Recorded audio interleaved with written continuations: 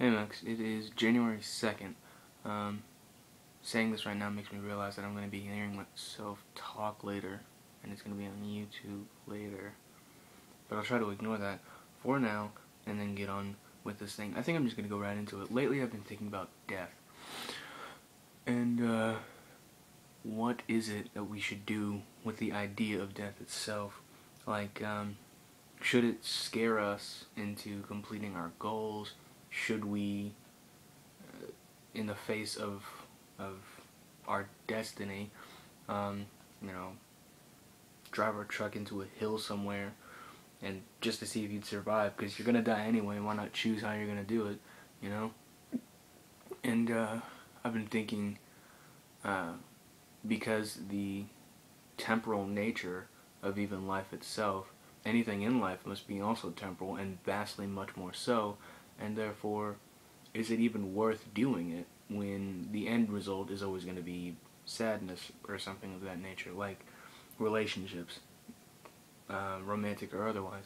They'll always end in tragedy.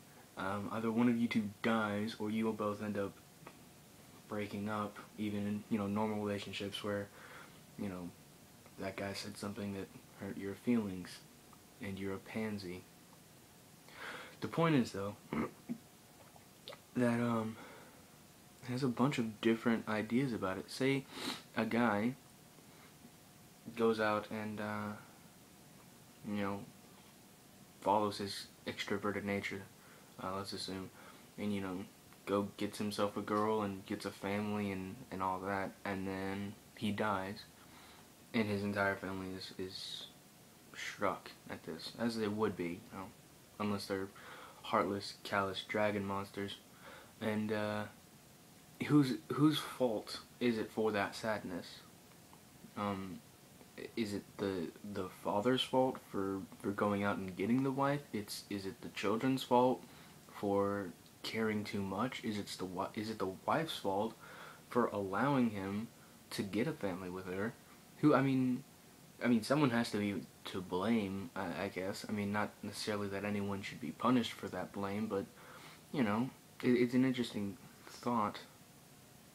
And, thinking on that, it's even more interesting to me to see how when a person dies, what they do in commemoration of that person's life.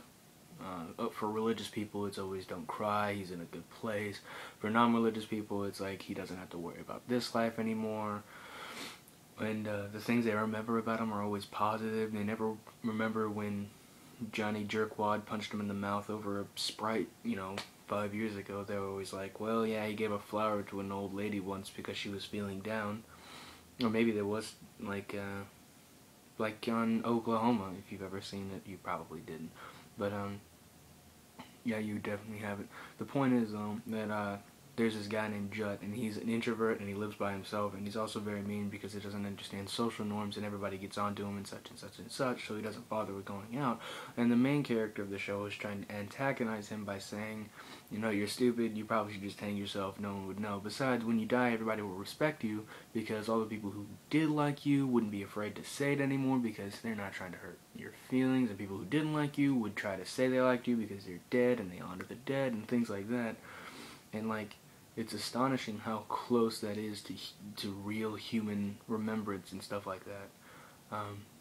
But yeah, there's a lot of weird ideas that go into this. Yeah, I guess just let me know what you think, and I will see you on Monday. That's weird.